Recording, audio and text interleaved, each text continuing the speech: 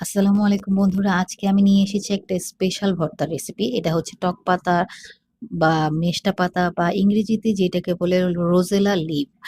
তো আজকে আমি রেসিপিটা বানিয়ে দেখাবো। তাহলে চলুন শুরু করা যাক। ১ম এ এখানে পাতাগুলোকে আমি ধুয়ে ভালোভাবে পরিষ্কার করে নিয়েছি। এবার একটি ফ্রাই প্যানে আমি পাতাগুলো দিয়ে দিব এবং ৪ কোয়া রসুন দিয়েছি। আপনারা আপনাদের পরিমাণ মতো দিতে পারেন। তারপরে এখানে স্বাদমতো লবণ দিয়ে অল্প আঁচে ঢাকনা দিয়ে ঢেকে দিব যাতে সিদ্ধ হয় আস্তে, আস্তে। এখানে একটি মাছ নিয়েছি যেটাকে আমি লবণ ও হলুদ গুঁড়া দিয়ে তেলে ভেজে নিব। আর পাতাটাকে একটু পর, পর নেড়ে উল্টে-পাল্টে দিতে হবে যাতে ভালোভাবে সিদ্ধ হয়ে যায়।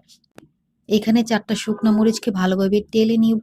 এবার আমি শিলপাটাতে ১ম এ শুকনা মরিচ, তারপরে পাতা ও রসুন, তারপর হচ্ছে এখানে কাটা বাছা রুই মাছ, তারপরে ভালোভাবে বেটে নিয়ে এখানে পেঁয়াজ কুচি দিয়ে আধা ভাঙ্গা করে নিব। পেঁয়াজটা মুখে কামড় পড়লে খুবই ভালো লাগে খেতে। তো আপনারা যদি পেঁয়াজ খেতে না চান তাহলে এটাকে ভালোভাবে বেটে নিতে পারেন। এই তো আমার তৈরি হয়ে গেল টক পাতার ভর্তা। আপনারা অবশ্যই আমার রেসিপি ফলো করে বাসায় ট্রাই করবেন। ধন্যবাদ সবাইকে।